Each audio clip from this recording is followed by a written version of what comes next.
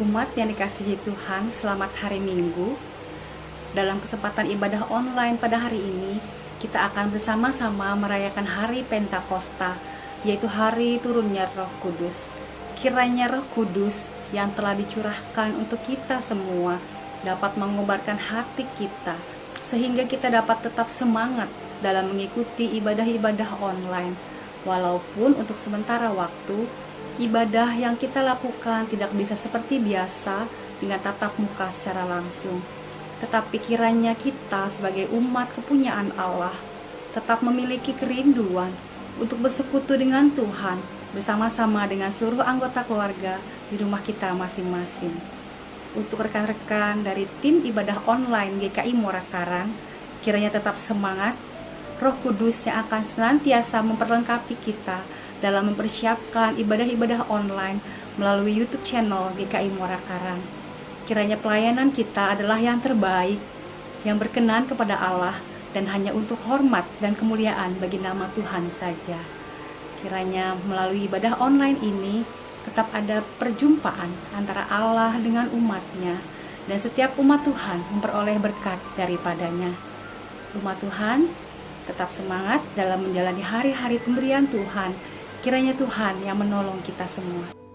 Shalom Bapak Ibu, anggota Jemaat GKI Muara Karang, saudara-saudara dan teman-teman remaja GKI Muara Karang. Semoga kabarnya semua dalam keadaan yang baik ya. Selamat hari Minggu, selamat mempersiapkan diri untuk beribadah. Meski sampai saat ini kita masih harus beribadah di rumah, namun kiranya itu tidak mengurangi semangat dan sukacita kita untuk tetap beribadah kepada Tuhan. Selamat Hari Pentakosta juga saya ucapkan. Semoga dengan hari Pentakosta ini kita kembali diteguhkan, kita kembali meyakini penyertaan Roh Kudus di dalam kehidupan kita. Bahkan penyertaan Roh Kudus di tengah pandemi yang sampai saat ini masih kita alami. Percayalah bahwa Roh Kudus yang senantiasa memampukan kita untuk tetap berjalan dan bekerja dengan sebaik-baiknya. Selamat hari Minggu, Tuhan Yesus memberkati. Selamat pagi, Ibu Bapak, saudara-saudari yang dikasihi dan mengasihi Tuhan Yesus Kristus. Salam sejahtera untuk kita semua. Semoga semua umat dalam keadaan sehat dan dalam perlindungan Tuhan Yesus Kristus.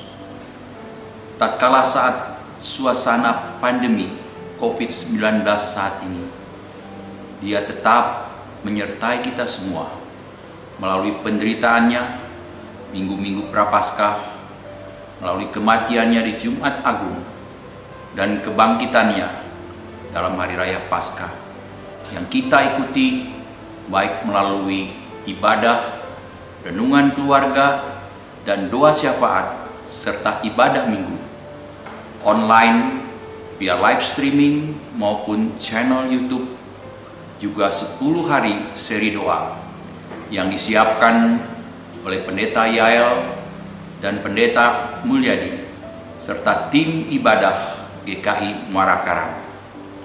Bersyukur kita tetap beriman dan bertumbuh kepadanya bersama keluarga dalam mengikutinya.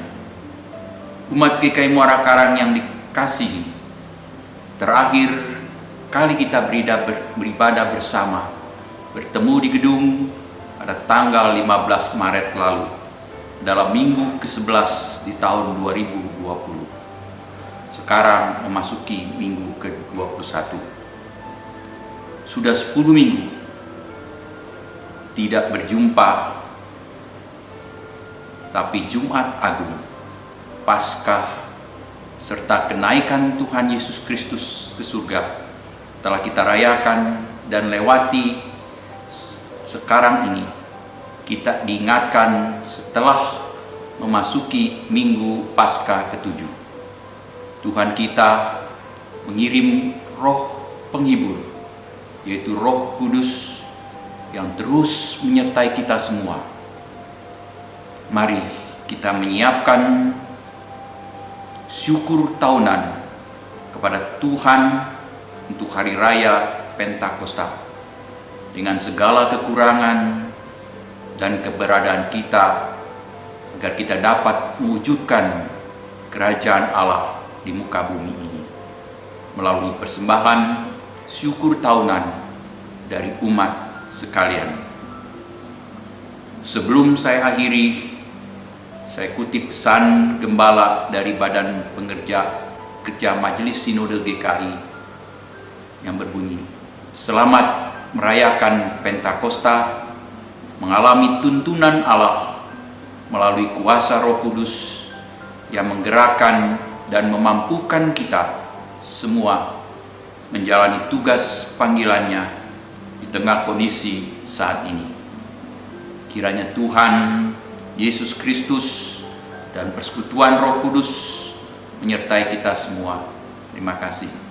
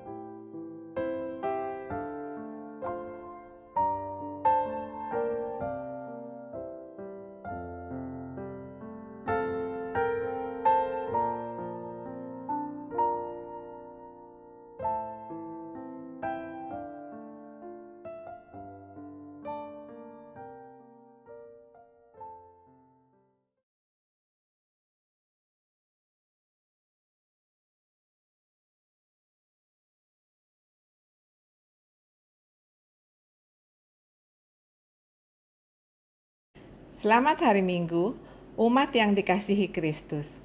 Kita bersama-sama memasuki ibadah Pentakosta, Minggu 31 Mei 2020. Kita bersama-sama beribadah di rumah masing-masing dan mengikuti ibadah online sebagaimana yang kita lakukan sekarang.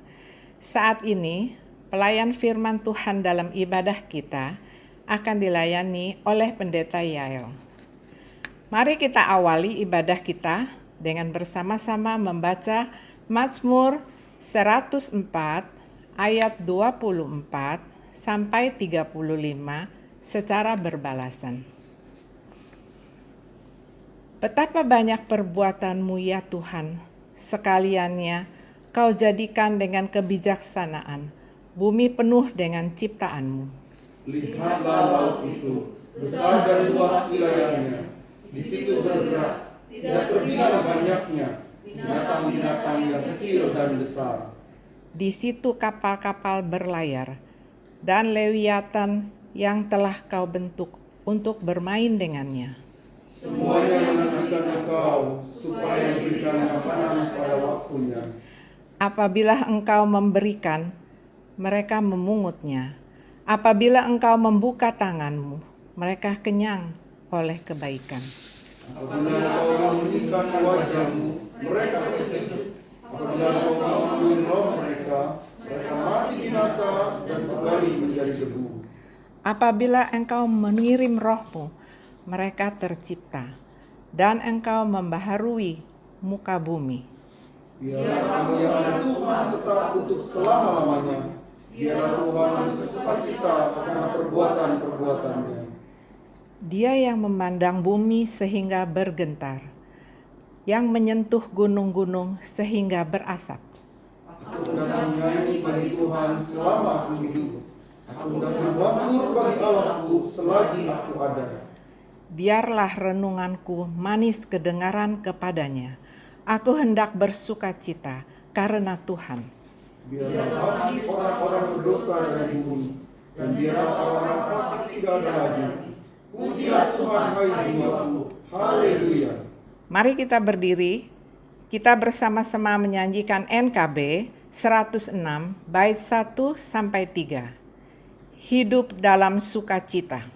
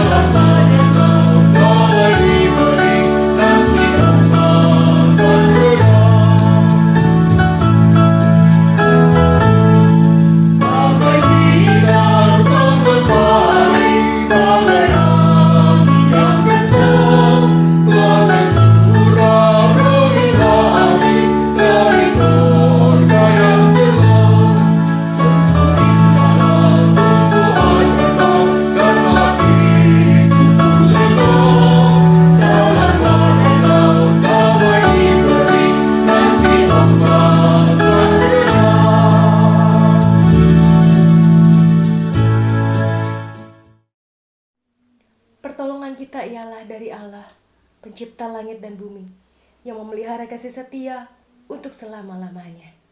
Amin.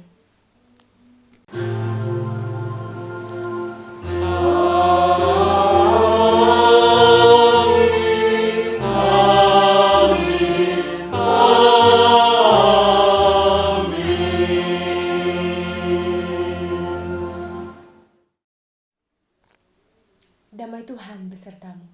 Juga besertamu. Umat Tuhan, hari ini kita merayakan peristiwa Pentakosta, yakni pencurahan Roh Kudus. Kisah Para Rasul 2 ayat 1 sampai 21 menggambarkan betapa dahsyatnya peristiwa tersebut. Suara seperti tiupan angin, lidah-lidah seperti nyala api, bahkan bahasa mereka yang beragam pun bisa dipahami. Inilah berita Pentakosta yang harus kita sebarkan ke seluruh dunia. Kita bersama-sama menyanyi NKB 102 bait 1, 3, dan 4. Sebarkan wartanya.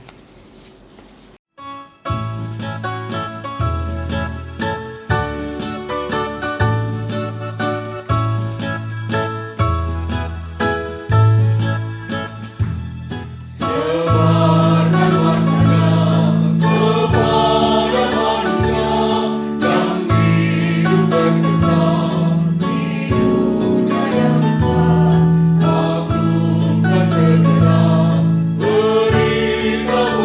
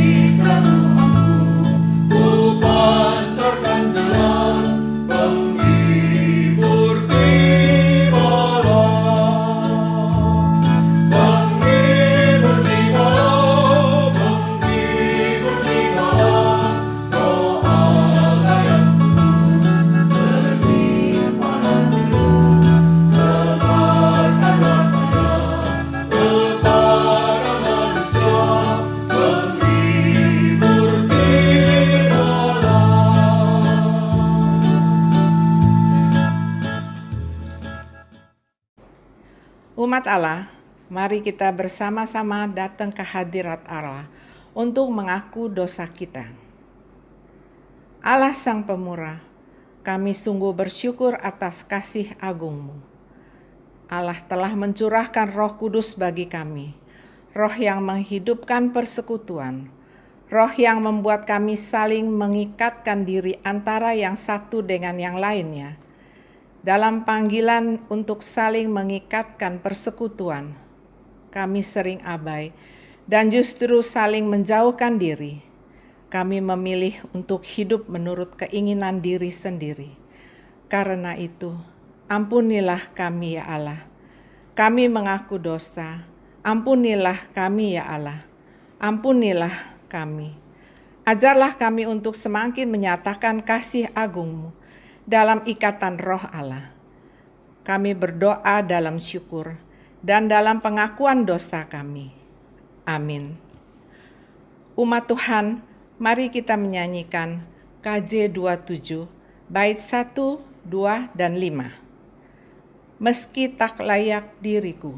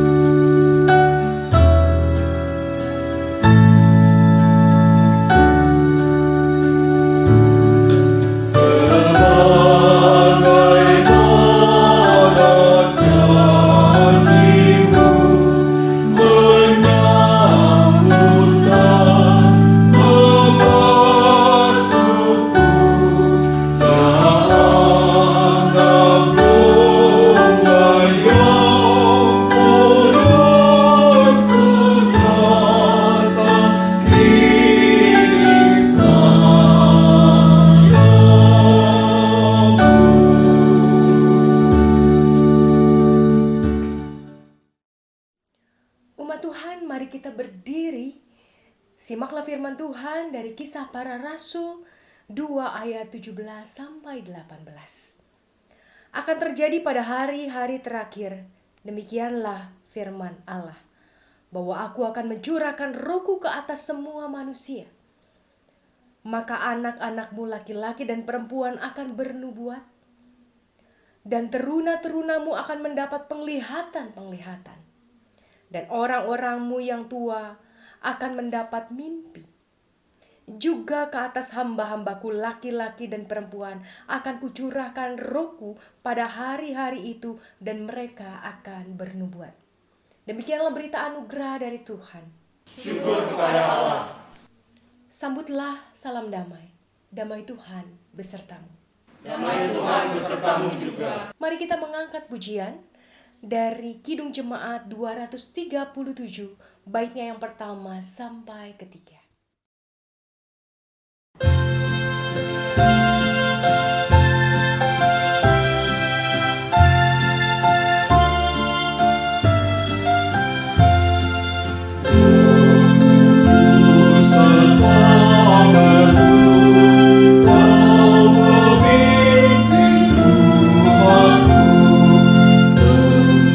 Kami yang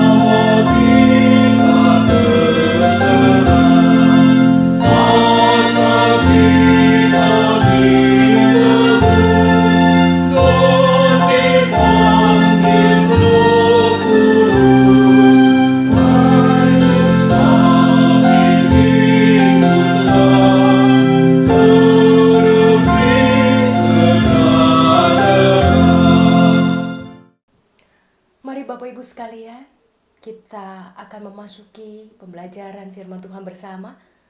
Namun sebelumnya mari kita memohon pertolongan dan tuntunan Roh Kudus. Mari kita berdoa.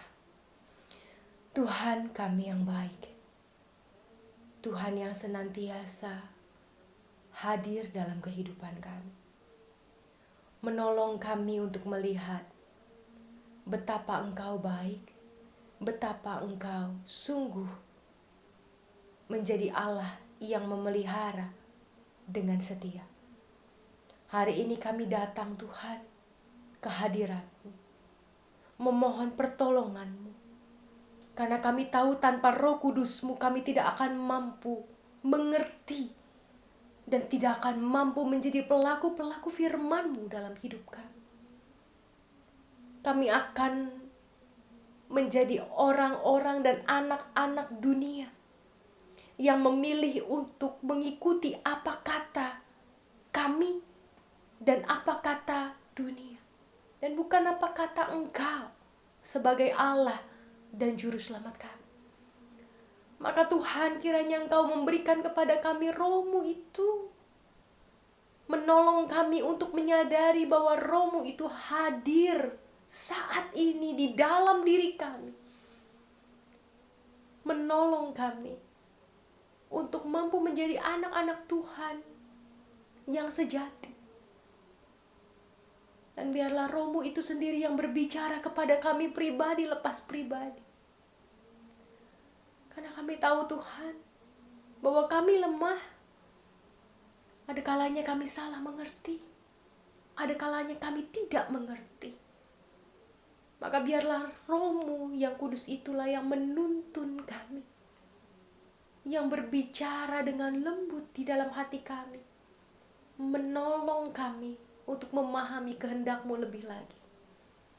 Kami menyerahkan Tuhan hari ini pembacaan firman dan pembelajaran kami bersama ke dalam tangan-Mu, sehingga kami terus diubahkan, semakin hari semakin sempurna, seperti Bapa kami di sorga sempurna. Inilah doa kami Tuhan, dalam nama-Mu kami memohon. Amin. Pembacaan firman Tuhan pada hari ini terambil dari Yohanes 7, ayatnya yang ke-37 sampai 39. Saya akan membacakannya buat kita semua. Dan pada hari terakhir, yaitu pada puncak perayaan itu, Yesus berdiri dan berseru, "Barang siapa haus, baiklah ia datang kepadaku dan minum. Barang siapa percaya kepadaku seperti yang dikatakan oleh kitab suci, dari dalam hatinya akan mengalir aliran-aliran air hidup."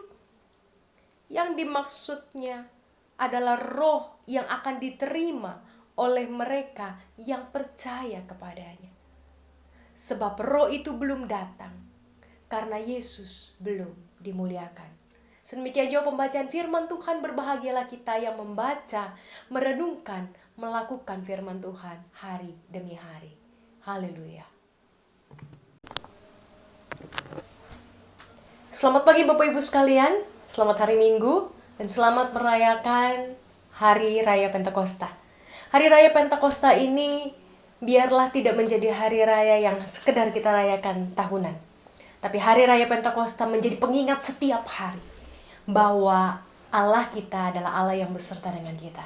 Dia adalah Allah yang ada di dalam diri kita, yang sudah dicurahkan kepada kita. Di dalam tubuh yang fana ini, di dalam tubuh yang lemah ini, ada roh Allah yang begitu besar, yang memberikan kepada kita kuasa untuk bisa hidup sebagai anak-anak Allah, yang penuh dengan kemenangan, yang terus memberitakan kebenaran dan terang. Bapak Ibu, Roh Kudus sudah diberikan dan patut kita ingat setiap hari, sehingga setiap hari karya Roh Kudus itu mampu menjadi bagian juga dari karya kita. Nah, hari ini kita mau belajar bersama dari apa yang Yesus ajarkan lewat perkataannya sendiri. Ada begitu banyak hal menarik lewat bacaan kita yang memang cuma beberapa ayat ya, 37 sampai 39. Tapi kita mencoba untuk belajar bersama ada hal-hal yang mungkin baru bagi saudara, juga bahkan bagi saya, ketika kita membacanya pada hari ini.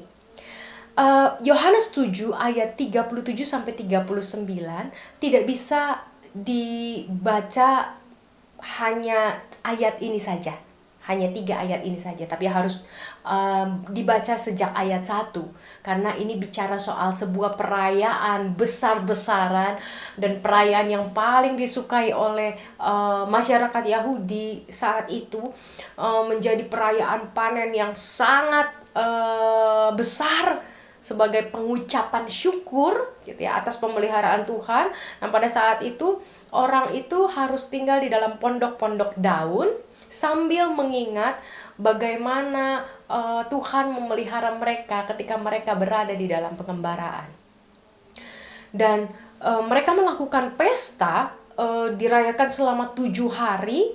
Dan ini dirayakan dengan kegembiraan yang sangat besar kalau dicatat oleh beberapa ahli sejarah dan ahli antropologi Alkitab. Kegembiraannya begitu besar dan menjadi pesta yang sangat-sangat meriah dan sangat besar setiap tahunnya. Yang menarik adalah di ayat 37 dikatakan pada hari terakhir, dikatakannya pada hari terakhir puncak perayaan. Nah, Bapak Ibu sekalian, mari kita membayangkan kalau namanya itu disebut sebagai puncak perayaan, maka itu menjadi puncak perayaan yang paling meriah. Gak mungkin yang disebut sebagai puncak perayaan itu tidak semeriah hari-hari sebelumnya. Justru ini paling meriah, paling heboh begitu ya, paling menarik. Dan mungkin juga paling banyak tersedia makanan dan minuman, sehingga orang bisa berpesta dengan begitu gembira. Tapi yang menarik yang dikatakan penulis Yohanes, saat puncak perayaan itu, Yesus bicara soal haus. Ketika banyak minuman, ketika banyak makanan, tapi Yesus bicara soal haus. Kalau kamu haus, cari aku. Bagaimana ketika orang sedang tersedia begitu banyak minuman? Yesus bilang, kalau kamu haus, cari aku. Oh, ada minumannya banyak di mana-mana.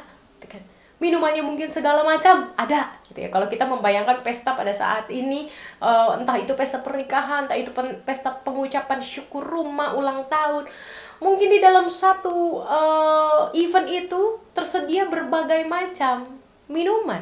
Ada air putih, ada Coca-Cola, ada jus gitu ya.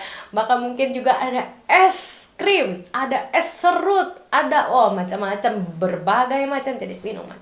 Dan ketika puncak perayaan itu Yesus berkata, barang siapa haus, cari aku. Barang siapa haus, datanglah kepadaku dan minum. Kayaknya gak masuk akal ya Bapak Ibu. Kenapa? Karena pada saat itu gak mungkin ada orang yang kehausan, sahabat Tuhan. Karena dalam perayaan yang besar, dalam pesta yang besar.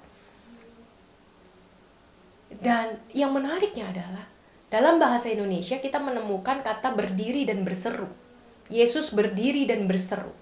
Tapi kalau kita melihat terjemahan bahasa Inggris dari King James Version ataupun lewat message, itu dikatakan hal yang berbeda. Bukan sekedar yang berdiri lalu berseru, hai, ayo yang haus datang padaku. Enggak gitu. Yesus dikatakan cry out. Dia menangis, dia menjerit Bapak Ibu. Memang cry out diterjemahkan di dalam bahasa Indonesia berseru. Tapi berseru bukan yang berseru dengan hati yang sukacita. Bukan berseru dengan lantang hanya sekedar untuk mengatakan bahwa, oi, gue punya minuman nih. Dia menangis Bapak Ibu. Yesus menangis. Yesus bersedih, dia menjerit. Dia menjerit dan mengatakan, barang siapa haus, baiklah ia datang kepadaku. Barang siapa haus, baiklah dia datang kepadaku. Dia menjerit sambil menangis. Kenapa Bapak Ibu? Inilah yang sebetulnya seringkali terjadi dalam kehidupan kita sebagai anak-anak Tuhan, termasuk dalam kehidupan gerejawi. Karena ternyata perayaan-perayaan jauh lebih menarik dari Yesus itu sendiri. Bagaimana panitia-panitia menyiapkan segala dekorasi, segala macam acara, program, drama, paduan suara. Betapa kita sibuk oleh perayaan itu sendiri. Tapi Yesus dilupakan. Seakan-akan kita bahagia ketika kita sudah melakukan, saya sudah bisa melakukan ini, saya sebagai panitia sudah melakukan ini, melakukan itu.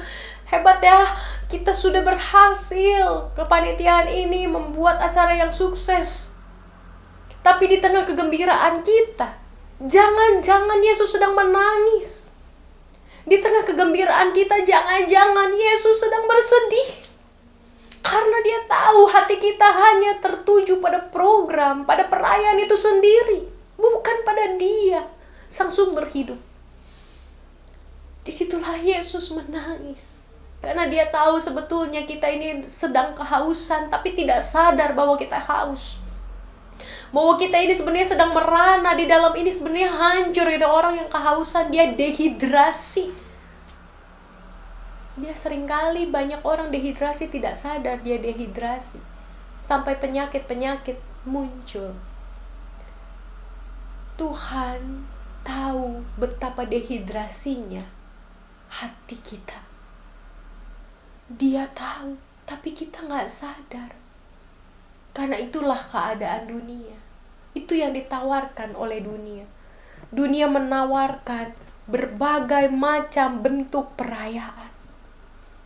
Kesibukan, mungkin bukan sekedar perayaan saja atau pesta, tapi kesibukan. Pekerjaan, pelayanan, orang tua, suami, istri, anak, semuanya menuntut waktu buat kita. Dan kita merasa bahwa saya memberikan waktu untuk mereka. Saya gak sempat untuk renungan, saya gak sempat untuk mencari Tuhan. Saya tidak sempat untuk merawat relasi saya dengan Tuhan. Tuhan tahu kok betapa sibuknya saya. Tuhan tahu kok betapa saya mencoba untuk menjaga relasi dengan semua orang. Supaya semua orang dalam hidup saya tetap merasa diperhatikan. Nanti kalau tidak, saya disalahkan. Tuhan ngerti kok. Nah, disitulah Yesus menangis. Karena sebetulnya sumber joy itu sendiri, sumber sukacita itu sendiri, sumber kekuatan itu sendiri, sumber kasih itu sendiri, hanya dari Dia. Kita tidak akan bisa mengasihi orang lain kalau kita tidak menerima kasih dari Tuhan. Disitulah Yesus sedih. Karena Dia tahu kita ini gak sadar apa yang paling penting di dalam hidup. Bapak Ibu yang terkasih, kalau di dalam bacaan menarik sekali ketika Yesus berteriak, ada orang, begitu banyak orang dikatakannya, tadi kita tidak membaca bagian itu. Saya akan membaca ayat 40 buat Bapak Ibu sekalian. Beberapa orang di antara orang banyak yang mendengarkan perkataan-perkataan itu berkata, dia ini benar-benar nabi yang akan datang. Yang lain berkata, ia ini Mesias. Tetapi yang lain lagi berkata, bukan, Mesias tidak datang dari Galilea. Karena kitab suci mengatakan bahwa Mesias berasal dari keturunan Daud dan dari kampung Betlehem, tempat Daud dahulu tinggal. 6 kata pertama itu menjadi kunci. Dikatakan beberapa orang di antara orang banyak, hanya beberapa yang mendengarkan dia. Di antara orang banyak, beberapa saja. Karena apa yang disebut oleh Yesus, apa yang dikatakan oleh Yesus pada saat itu terasa tidak masuk akal. Bicara haus lagi pesta. Jadi akhirnya perkataan Yesus itu juga menimbulkan begitu banyak pertanyaan. Karena tadi banyak orang juga tidak sadar bahwa mereka sedang haus. Mereka sedang disibukkan oleh berbagai macam perkara-perkara dunia. Perkataan Yesus menimbulkan argumen. Di satu sisi menimbulkan decak kagum, tapi di sisi yang lain menimbulkan sindiran. Sampai akhirnya menimbulkan banyak pertentangan dan pertengkaran. Bapak Ibu yang terkasih di dalam Tuhan, ketika kita mulai fokus pada sekedar yang namanya perayaan, kita kehilangan makna perayaan itu sendiri. Ketika kita mulai fokus pada perintilan saya, walaupun bisa dibilang namanya dekorasi ataupun program, paduan suara, liturgi, itu nggak bisa disebut perintilan gitu ya, sesuatu yang kecil. Kalau perintilan itu kayak sesuatu yang kecil, itu besar, itu berdampak luar biasa di dalam setiap ibadah dan lain sebagainya. Tapi Yesus pengen dia yang jadi center, dia yang jadi pusat. Karena tanpa dekorasi, kalau Yesus hadir, bisakah kita merasakan sukacita? Ya. Tanpa rumah ibadah yang mewah, di dalam keterbatasan, tapi di situ Yesus hadir, bisakah kita merasakan kasih? Ya. Saya pernah masuk di sebuah gereja tua. Gerejanya indah luar biasa. Gerejanya bagus, cantik luar biasa. Tapi gereja itu kosong. Umat sudah tidak banyak lagi pergi ke gereja. Kecantikan itu tidak mampu menghadirkan Tuhan. Tuhan bisa hadir di rumah reot sekalipun. Tuhan bisa hadir di rumah yang bocor sana, bocor sini sekalipun. Tuhan bisa hadir di dalam pondok yang terbuat dari daun sekalipun. Bukan batu bata, bukan tanah, bukan semen. Tapi disitulah kehadiran Tuhan dirasakan dan akhirnya membawa perubahan dan sukacita. Jangan kita sekedar sibuk fokus pada perayaan, fokus pada warna, fokus pada apa yang bisa dibeli dan dikerjakan. Tapi kita fokus pada Sang Pemberi pekerjaan dan pelayanan itu, dan Sang Pemberi warna dalam hidup kita, yaitu Yesus itu sendiri. Nah sekarang, bagaimana caranya kita sadar bahwa kita haus? Karena memang banyak orang tidak sadar bahwa dia haus. Nah, di sini saya mencoba untuk melihat ke diri saya sendiri. Saya dulu orangnya nggak suka minum. Saya sangat tidak suka minum. Jadi kalau pergi ke sekolah, bawa 1 botol air, pulang, paling diminum cuman 1/5. Nah itu saya diomelin gitu ya sama mama saya. Gimana sih bawa air gak diminum, nanti kamu kurang air dan lain sebagainya.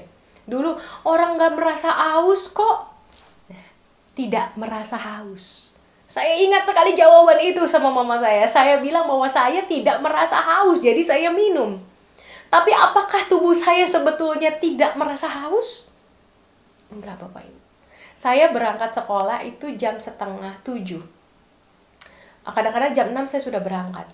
Dan saya pulang nyampe rumah itu sekitar 3:30. Nggak mungkin dari jam 6:30 atau jam 6 sampai 3:30 tubuh saya tidak butuh air, bukan? Walaupun mungkin karena kelas AC, saya nggak merasa kepanasan, jadi saya tidak merasa haus. Tapi tubuh saya butuh air, iya, karena secara medis pun tubuh itu sehari paling nggak butuh 2 liter. Menarik sekali.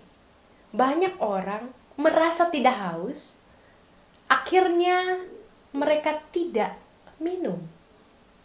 Kenapa mereka menunda rasa haus? Atau mungkin kenapa mereka tidak merasakan haus? Saya menemukan 3 alasan. Yang pertama adalah karena mereka merasa ada yang lebih penting dari sekedar air. Karena kebiasaan itu saya lanjutkan Bapak Ibu sampai saya kuliah di STT. Kuliah STT juga sama, saya lupa makan, lupa minum, sampai akhirnya saya harus kena tipes begitu. Karena jam 3, aduh nanggung nih, masih ada paper. Aduh nanggung nih, saya harus ke perpustakaan sebelum perpustakaan tutup. Harus nyari buku, harus ini, harus kerja kelompok. Udahlah, minum mah belakangan aja. Saya merasa ada yang lebih penting dari air. Sama seperti ketika kita merasa ada yang lebih penting dari Yesus. Entah itu pekerjaan kita, entah itu suami kita, entah itu istri kita, entah itu anak kita, entah itu pelayanan kita, entah itu jemaat. Kalau saya sebagai pendeta jemaat yang saya layani, mereka tidak lebih penting dari Yesus kan seharusnya. Tapi seringkali kita berlaku demikian. Alasan kedua, kenapa orang menunda haus? Yang kedua adalah karena minuman yang sehat itu biasanya memang kurang enak. Saya nggak suka minum air putih, nggak ada rasa. Mendingan minum teh botol. Kalau minum teh botol saya suka Bapak Ibu, makanya saya menggelembung gitu ya. Dan saya akhirnya juga mengaktifkan gen diabetes yang ada di dalam diri saya yang saya turunkan dari orang tua. Karena memang saya nggak suka air putih, saya ngerasa plain, nggak ada rasa, nggak enak, kecuali air putihnya dingin gitu ya. Tapi kalau judulnya minum teh botol, teh sosro gitu ya, waduh jadi nyebut merek ya, haus deh kita. Ketika misalnya minum soda, itu buat saya lebih enak, karena saya suka. Di dalam hidup spiritualitas kita juga seringkali terjebak pada apa yang kita suka dan kita tidak suka. Saya nggak mau ngebahas deh soal pengampunan, karena saya memang belum bisa ngomongin soal pengampunan. Gak usah bahas-bahas soal pengampunan. Saya lebih suka membahas soal berkat.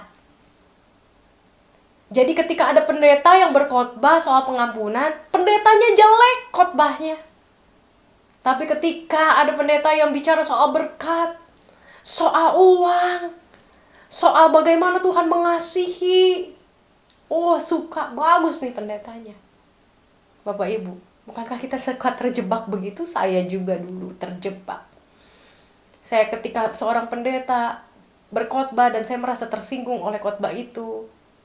Dulu waktu pertama kali ikut Tuhan, kenal Tuhan, saya ingat, khotbahnya nyelekit, nyakitin. Tapi bukankah kalau Tuhan Yesus bilang, bukankah itu yang lu butuhin gitu kan? Bukankah itu yang betul-betul kamu butuhkan, bahwa itu memang sedang menjadi pergumulanmu, dan aku menjawab lewat pendeta itu tapi gak diwarok sama kamu. Bapak Ibu yang terkasih,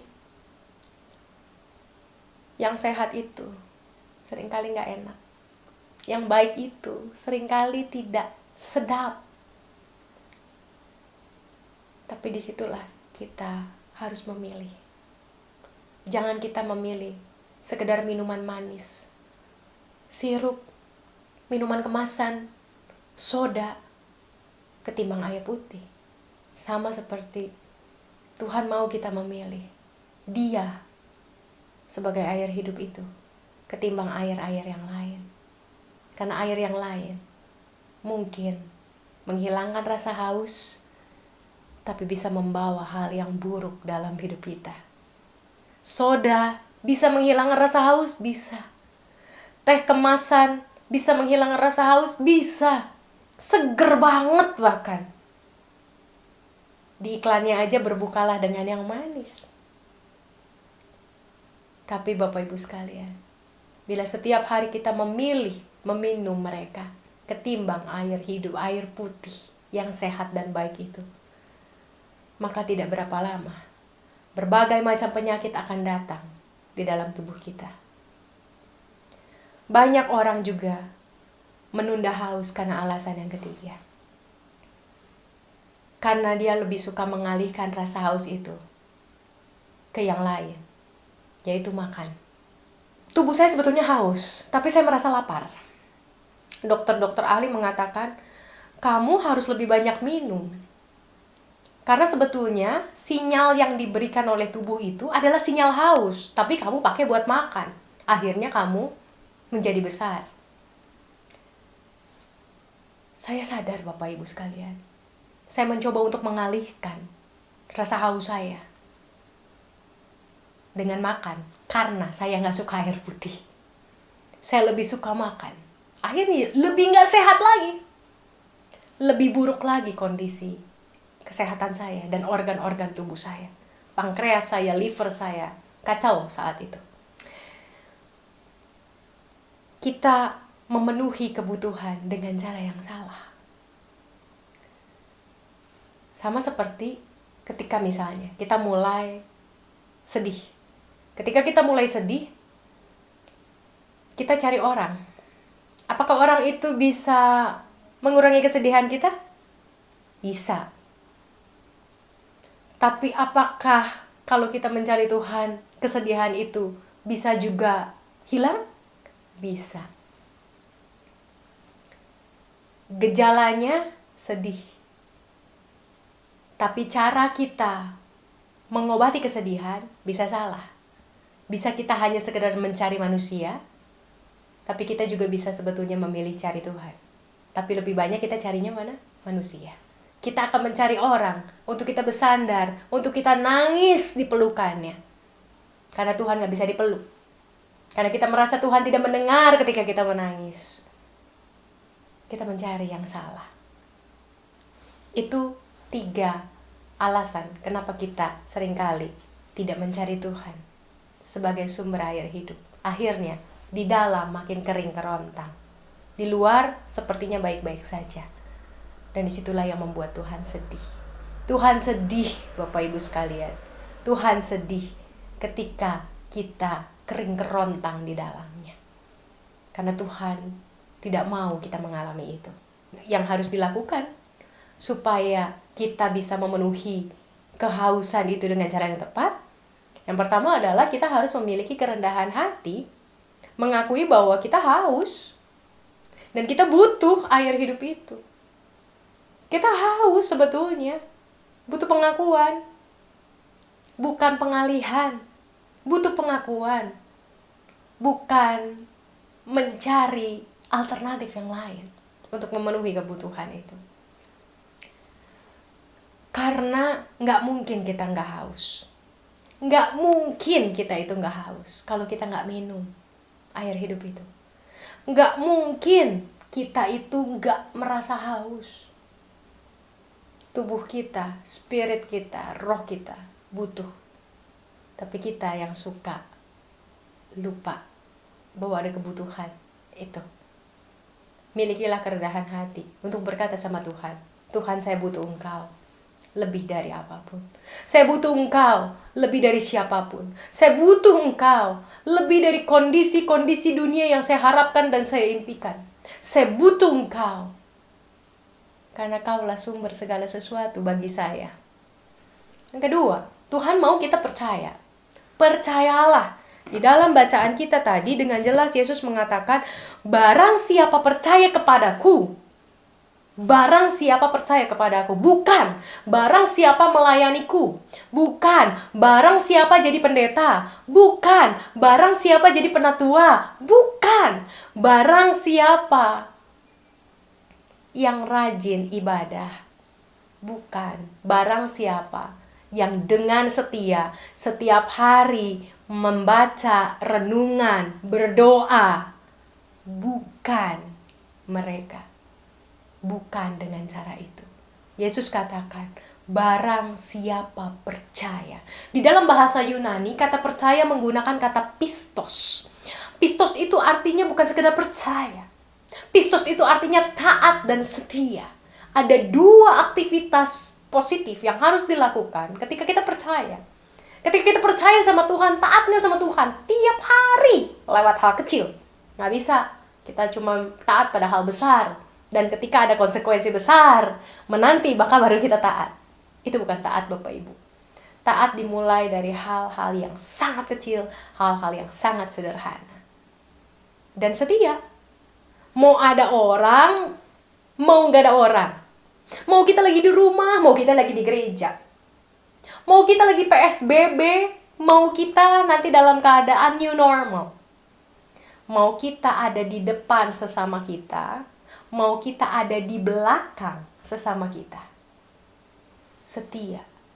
Kalau Tuhan mau kita taat, nggak ada yang namanya taat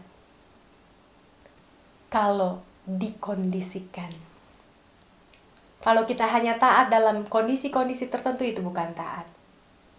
Ketaatan Tuhan lihat justru di tempat-tempat tertutup, bukan di tempat-tempat terbuka.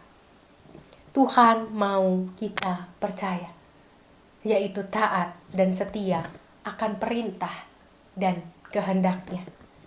Dan disitulah janji Tuhan buat kita. Dikatakan akan ada aliran-aliran hidup. Bukan satu aliran, tapi aliran-aliran hidup. Dan ini tidak hanya berdampak bagi diri kita sendiri, tapi berdampak buat orang lain. Ketika ada aliran Roh Kudus dalam diri kita akan selalu menjadi kuat, kita akan selalu menjadi teguh, kita akan selalu tidak mudah digoncangkan dan tidak mudah dipatahkan. Seperti sebuah ranting. Bapak Ibu sekalian, kalau pernah melihat ranting yang kering banget, itu dipotek langsung tek. Tapi kalau ranting masih fresh gitu ya, atau kita langsung potong dari pohonnya, setengah mati itu mau patahin walaupun rantingnya kecil. Kenapa? Karena ada air di dalamnya. Kita boleh kecil, kita boleh fana, kita boleh terbatas. Memang manusia kok, kita masih manusia. Tapi ketika ada aliran Allah di dalamnya, kita tidak mudah dipatahkan oleh apapun, termasuk oleh kuasa-kuasa iblis yang mencoba menghancurkan pikiran kita dan hati kita setiap hari. Bapak Ibu yang terkasih di dalam Tuhan, ketika kita punya aliran, hidup kita berdampak. Ketika kita punya aliran, kita mampu memberi dampak buat orang lain. Ketika kita pelihara aliran itu, maka orang lain akan merasakan aliran itu hanya sekedar ada di sekitar kita. Bukan karena kita, tapi karena aliran itu. Bukan karena kita, tapi karena Roh Allah itu. Bukan karena kita, tapi karena Tuhan mengasihi kita, sehingga Dia membiarkan aliran-aliran hidup itu ada di dalam diri kita. Karena iman bukan juga hasil usaha kita. Percaya bukan juga hasil usaha kita. Itu adalah anugerah dan karunia dari Tuhan sendiri. Maka Bapak Ibu sekalian, terimalah aliran dari sorga itu, aliran hidup dari Roh itu. Maka kita akan hidup di dalam Roh. Kita akan hidup menyenangkan Roh Allah. Selamat Hari Pentakosta. Tuhan Yesus memberkati. Amin.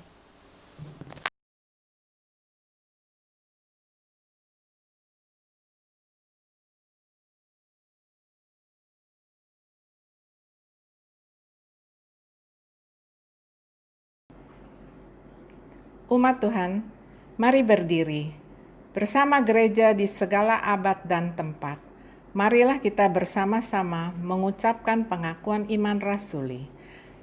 Hendaklah setiap umat beriman mengungkapkan, Aku percaya kepada Allah, Bapa yang Maha Kuasa, Khalik langit dan bumi, dan kepada Yesus Kristus, Anaknya yang tunggal Tuhan kita, yang dikandung dari Roh Kudus, lahir dari darah Maria, yang menderita sengsara di bawah pemerintahan Pontius Pilatus, disalibkan, mati dan dikuburkan, turun ke dalam kerajaan maut.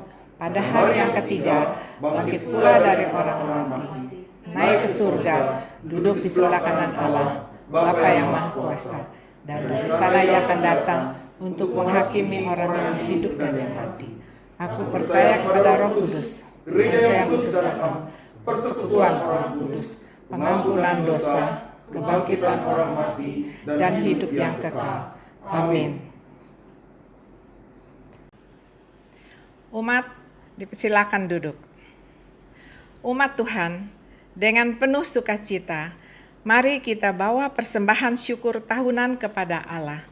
Simaklah firman Tuhan dalam Ulangan 16 ayat 10 sampai 11. Kemudian haruslah engkau merayakan hari raya 7 minggu bagi Tuhan Allahmu. Sekedar persembahan sukarela yang akan kau berikan, sesuai dengan berkat yang diberikan kepadamu oleh Tuhan Allahmu.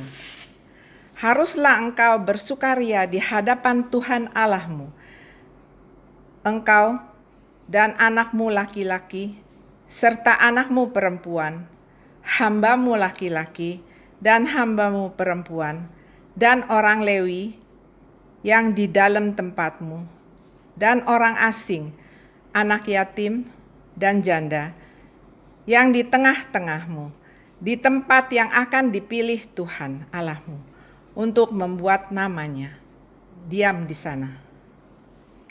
Bagi umat yang rindu menyampaikan persembahan syukurnya, disediakan sarana melalui nomor rekening Bank Mandiri, seperti yang tertera di layar Anda.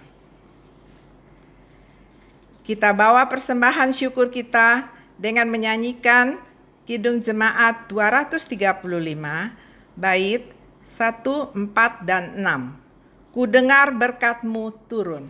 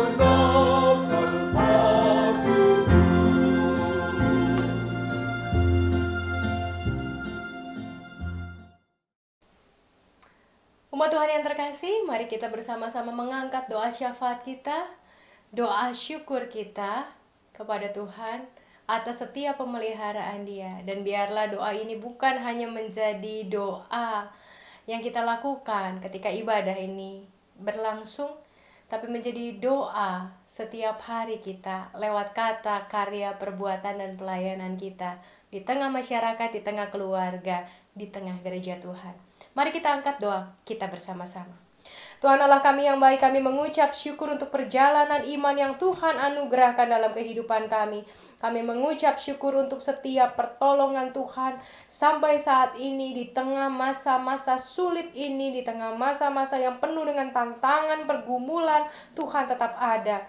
Kami bersyukur Tuhan, kami diberikan kesempatan juga untuk bisa memasuki perayaan Pentakosta, mengingat bagaimana Engkau mengasihi kami dengan Engkau memberikan kepada kami Roh Kudus-Mu yang sungguh penuh kuasa, yang menyertai kehidupan kami dari waktu ke waktu.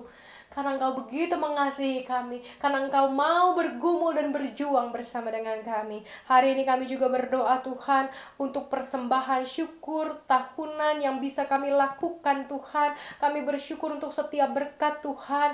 Walaupun mungkin ada dari kami yang mengalami pemotongan pendapatan, Kami juga bahkan mungkin ada yang kehilangan pendapatan, kehilangan pekerjaan. Tapi Tuhan selalu memberikan kepada kami alasan untuk bersyukur. Berkat itu masih tetap dapat kami rasakan.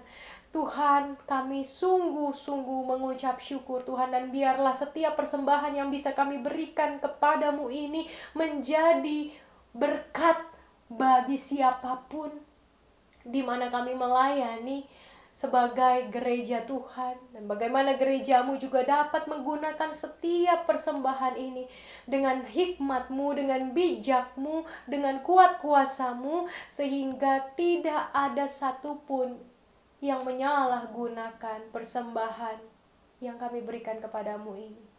Dan persembahan ini sungguh bisa membuat nama Tuhan semakin dimuliakan. Kami berdoa juga Tuhan untuk pemerintah kami, presiden kami, wakil presiden, para menteri, lembaga tinggi, tertinggi negara, petugas kesehatan, petugas keamanan, dan semua orang-orang yang sedang berjuang di tengah bangsa ini demi kelangsungan kehidupan berbangsa, bernegara, kehidupan ekonomi, sosial, budaya, dan lain sebagainya. Tuhan, kuatkanlah mereka.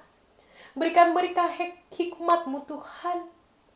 Karena untuk memutuskan berbagai macam keputusan bukan hal yang mudah. Karena setiap keputusan pasti punya kelemahan. Setiap pilihan pasti punya konsekuensi. Sehingga Tuhan, biarlah hikmat-Mu saja yang ada pada pemimpin-pemimpin kami, yang menolong mereka untuk memutuskan secara tepat berdasarkan kasih karunia-Mu. Kami berdoa juga Tuhan untuk gereja-gereja-Mu di dalam ibadah-ibadah virtual. Biarlah ibadah-ibadah ini mempertemukan Engkau dengan setiap umat-Mu. Biarlah ibadah-ibadah ini sungguh mampu memberikan sapaan dari Engkau sendiri bagi umat-Mu. Kami tidak sedang bertanding. Kami tidak sedang melihat siapa yang unggul. Kami sedang mencoba belajar untuk menyalurkan pikiran dan hikmat Tuhan di dalam setiap pelayanan kami sebagai gereja. Maka Tuhan, tolonglah kami, gereja-Mu ini, sehingga tiap pelayanan menyenangkan hati Tuhan. Setiap ibadah virtual menyenangkan hati-Mu, bukan menyenangkan hati umat. Tolong kami Tuhan. Kami juga mau berdoa Tuhan untuk setiap anak-anak kami yang sedang berjuang melalui pembelajaran online. Biarlah Engkau yang menolong mereka. Biarlah Engkau yang memberikan mereka kekuatan, semangat untuk belajar, kerajinan, ketangguhan, sehingga dalam hidup mereka selalu bisa merasakan kehadiran Tuhan di tengah perjuangan yang tidak mudah ini. Kami berdoa untuk setiap anak-anak kami juga Tuhan yang tinggal ataupun belajar di luar negeri. Biarlah mereka juga dapat mengikuti aturan pemerintah. Mereka juga dapat terus terpelihara kesehatan dan segala sesuatunya. Sehingga tangan Tuhan tetap ada bersama dengan mereka dan mereka merasakannya dengan penuh rasa syukur. Kami juga berdoa Tuhan untuk para pekerja, buruh, pedagang kecil, pengemudi yang terdampak akibat COVID-19 ini. Berikan kepada mereka Tuhan kreativitas-Mu, Roh-Mu, sehingga mendorong mereka untuk menghasilkan usaha-usaha yang baru, bahkan semakin menjadi berkat bagi hidup mereka dan bagi orang lain. Kami juga berdoa Tuhan untuk pembangunan gedung GKI Muara Karang. Berikan kepada panitia, berikan kepada majelis jemaat, hati yang mau mendengar suara-Mu. Ketika kami mendapatkan berbagai macam pergumulan sekalipun, disitulah sesungguhnya ajakan untuk mendengar hikmat-Mu dinyatakan. Biarlah Tuhan, dengan kerendahan hati, kami memohon tuntunan-Mu. Karena kami percaya, kalau Tuhan izinkan gedung ibadah kami dibangun, maka seizin Tuhanlah gedung itu akan berdiri dengan teguh. Tapi kalau Tuhan tidak mengizinkan, maka kami sebagai manusia mau berusaha semaksimal mungkin pun tidak akan terjadi. Ajar kami Tuhan untuk mendengar suara-Mu, untuk mencari kehendak-Mu bagi gedung ini. Karena ini adalah rumah-Mu, bukan rumah kami. Ini adalah tempat di mana Engkau berkarya dan menyapa seluruh umat, bahkan masyarakat yang hadir dan tinggal di sekitar gereja kami. Maka kami serahkan segala sesuatu ke dalam tangan-Mu ya Tuhan. Karena Kaulah pemilik hidup kami, kepala gereja kami. Terima kasih Tuhan Yesus. Kami naikkan doa yang jauh dari sempurna ini hanya ke dalam tangan Tuhan. Tuhan mengerti hati kami. Maka Tuhan Kau juga yang terus menguduskan dan terus memberitakan kebenaran di dalam hati kami. Sehingga kami terus belajar untuk mencari kebenaran dan membuang apa yang keliru, apa yang salah, apa yang membuat kami hidup dalam dosa dari hidup kami. Tolong kami Tuhan Yesus. Demi nama-Mu, kami memohon pertolongan-Mu dan belas kasih-Mu. Amin.